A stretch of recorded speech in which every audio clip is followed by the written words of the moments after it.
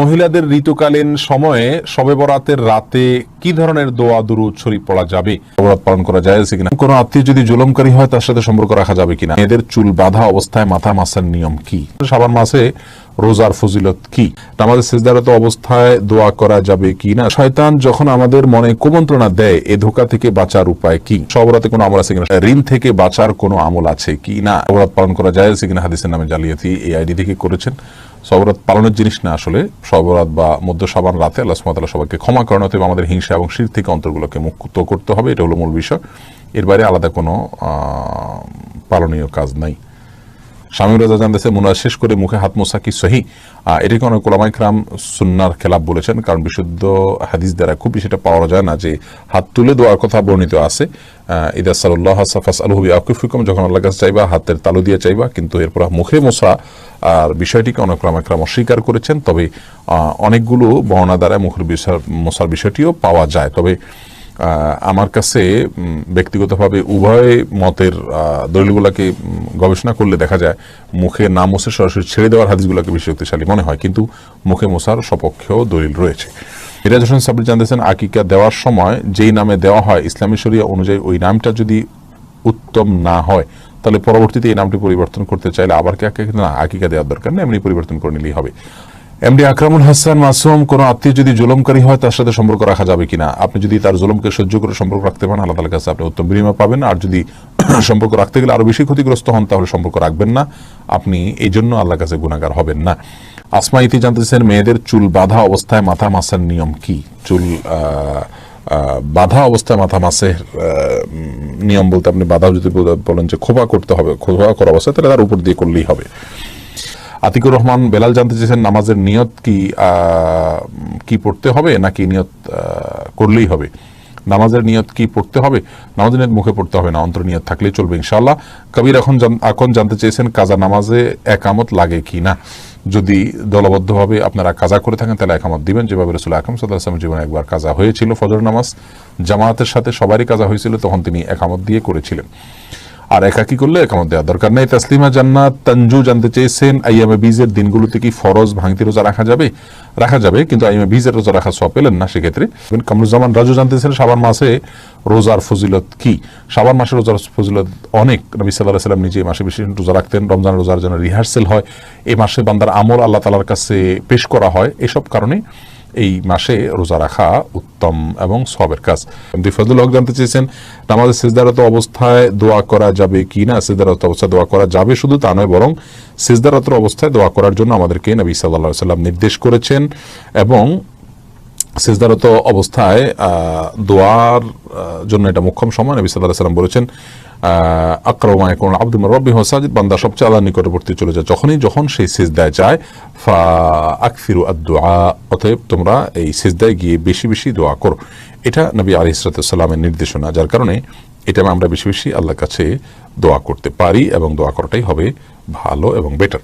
Lucky Akter জানতেছেন গন্ধযুক্ত lotion বা snow ব্যবহার করা যাবে কিনা, ব্যবহার করা যাবে কিনা, হ্যাঁ করা যাবে, কোনো অসুবিধা নেই, তবে এটা করে বাহিরে যাবেন না মেয়েরা। শাহনাজ নাজনীন জানতে চেয়েছেন সন্তানের সুস্থতার জন্য কোনো দোয়া আছে কি না, দয়া করে বলবেন।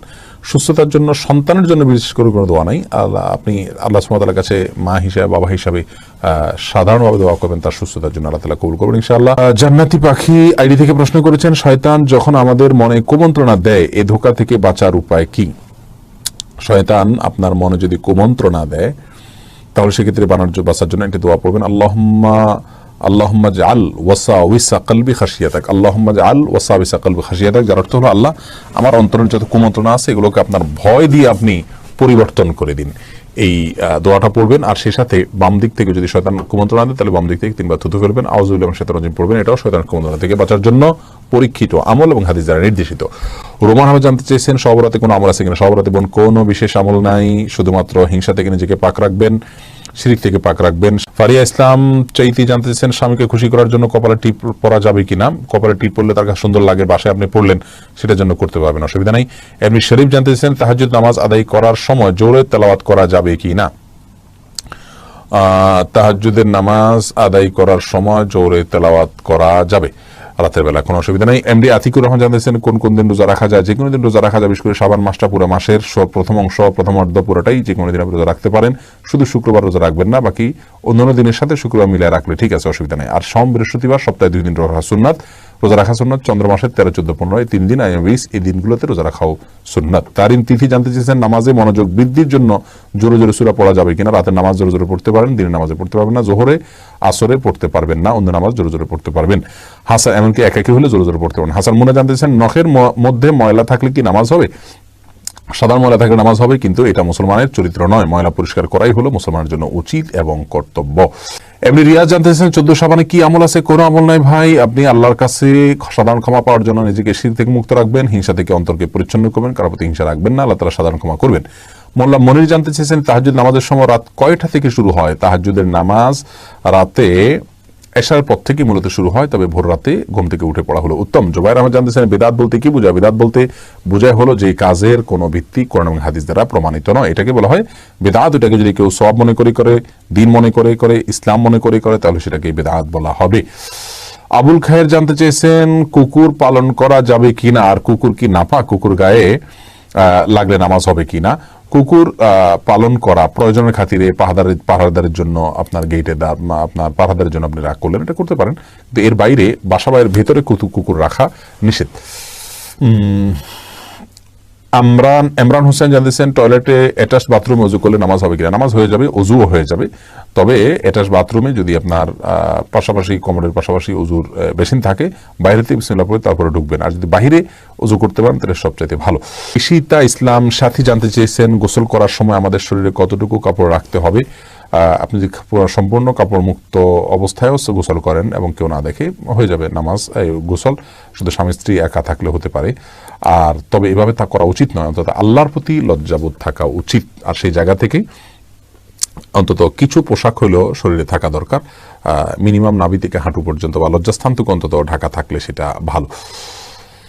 এরপরে মাদি হাসান প্রশ্ন করেছেন ভাত খাওয়ার সময় কি কথা বলা নিষেধ আছে? না, ভাত খাওয়ার সময় কথা বলা নিষেধ নাই। যদি কেউ বলে থাকে তাকে বলবেন দলিল হাজির করতে। খাওয়ার সময় কথা বলা নিষেধ নাই, নবী সাল্লাল্লাহু আলাইহি ওয়াসাল্লাম খাওয়ার সময় কথা বলেছেন, বিভিন্ন হাদিস যারা প্রমাণ আছে। ইমরান হোসেন প্রশ্ন করেছেন মিথ্যা কথা বলার দুনিয়াবী শাস্তি এবং পরকালের শাস্তি বলবেন। মিথ্যা কথা যদি কেউ বলে তাহলে আল্লাহ সুবহানাহু ওয়া তাআলা তাকে কাযযাব বা মিথ্যাবাদীদের দলে অন্তর্ভুক্ত করবেন, এবং আল্লাহ বলেছেন আল্লাহ লানাতুল্লাহিল কাযিবিন, মিথ্যাবাদীদের প্রতি আল্লাহর লানত বর্ষণ হয়। আল্লাহ লানত বর্ষণ হওয়ার মানে তো আমাদের বুঝতে কষ্ট হওয়ার কথা নয়। আল্লাহ সুবহানাহু ওয়া তাআলা লানত বর্ষণ হওয়া মানে হলো আল্লাহর গজব বর্ষণ হওয়া, আল্লাহ অসন্তুষ্ট হওয়া, যেটা আমাদের জীবনকে ধ্বংস করে দেওয়ার জন্য যথেষ্ট। আল্লাহ তাআলা আমাদের রক্ষা করুন। রফিকুল ইসলাম জানতে চেয়েছেন বাচ্চাকে বুকের দুধ পান করালে কি উযুভঙ্গ হবে? না, উযুভঙ্গ হবে না, উযুভঙ্গের কারণের ভিতরে বুকের দুধ পান করানো নাই। এরপরে ইব্রাহিম আলম মিয়া আপনি জানতে চেয়েছেন ঋণ থেকে বাঁচার কোনো আমল আছে কি? না, ঋণ থেকে বাঁচার জন্য কোনো আমল আমার জানা নাই, তবে ঋণ থেকে মুক্তির জন্য, অর্থাৎ ঋণ নিয়েছেন, ঋণ পরিশোধের জন্য বিভিন্ন দোয়া রয়েছে। তার ভিতরে একটি দোয়া হলো আল্লাহুম্মা ইন্নী আউযু বিকা মিনাল হাম্মি ওয়াল হাযানি ওয়া আউযু বিকা মিনাল বুখলি ওয়াল জুবনি ওয়া আউযু বিকা মিন গালাবাতিদ দাইনি ওয়া কাহরির রিজাল, যার শেষের অংশটি হলো মুখ্য এখানে, অর্থাৎ ঋণের প্রাবল্য থেকে আল্লাহ আপনার কাছে আশ্রয় চাই। এই দোয়াটি সকাল সন্ধ্যা আপনি পাঠ করবেন, ইনশাআল্লাহ তাআলা ঋণ থেকে মুক্তি দান করবেন। আল্লাহুম্মা কফিনি বিহালালিকা আন হারামিকা ওয়া আগনিনি বিফাদলিকা আম্মান সিওয়াকা, এটিও রয়েছে, আরো বিভিন্ন দোয়া রয়েছে। তুমি রহমান জানতে চাচ্ছেন হিজাব মাথায় কাপড় দিয়া ছবি ফেসবুকে দেওয়া যাবে কিনা? বোন সুমি রহমান, মেয়েদের চেহারা এটা ফিতনার যুগে অন্তত অবশ্যই ঢাকতে হবে তার পর্দার পূর্ণতার স্বার্থে, আর সেজন্য হিজাব মাথায় দিলেন কিন্তু আপনার ফেস খোলা আছে, আপনার ফেস দেখে অনেক পুরুষ বাজে চিন্তা করবে। এটা হলো অনেক কেন, শতভাগ বলতে গেলে পুরুষ বাজে চিন্তা করবে, এটাই হলো বাস্তবতা। আর সেই বাস্তবতার খাতিরে আপনাকে জেনা থেকে কাছে যেতে আল্লাহ তাআলা নিষেধ করেছেন। আপনার মাধ্যমে অন্য মানুষ ফিতনায় পতিত হবে, সেটা আপনার জন্য গুনাহের কারণ। আপনি কি চাইবেন আপনার মাধ্যমে কেউ খারাপ হোক? বিধায় সেই স্বার্থে আপনাকে এ ধরনের ছবি পোস্ট করা থেকে বিরত থাকতে হবে। আপনার ছবিকে কেটে ছেটে এডিট করে না জানি কত জায়গায় কতজন সেট করবে, সে আশঙ্কা তো রয়েছেই। এসব জায়গা থেকে ইসলাম আমাদেরকে আগে থেকে সতর্ক থাকতে বলে, অথবা আপনি এটা করবেন না। শিউলি মারিয়াম আপনি জানতে চেয়েছেন অজু ছাড়া সকাল সন্ধ্যা দোয়া পড়া যাবে কিনা? হ্যাঁ বোন, অবশ্যই পড়া যাবে। সকাল সন্ধ্যা দোয়া পড়ার জন্য অজুর প্রয়োজন নাই। জিকির, তাসবিহ, আপনার দুরুদ, এগুলোর জন্য অজুর প্রয়োজন নাই। সানিয়া লিজা আপনি প্রশ্ন করেছেন মহিলাদের ঋতুকালীন সময়ে শবে বরাতের রাতে কি ধরনের দোয়া দুরুদ শরীফ পড়া যাবে? বোন সানিয়া লিজা, শবে বরাতের রাতে বিশেষভাবে ইবাদতবন্দি করা কোনো আবশ্যক কোনো বিষয় নয়। আপনি অন্য 10টি রাতের মতো এই রাতেও তাহাজ্জুদ পড়া, আল্লাহ সুবহানাহু ওয়া তাআলার কাছে ইস্তেগফার করা, ভোর রাতে ওঠার চেষ্টা করবেন।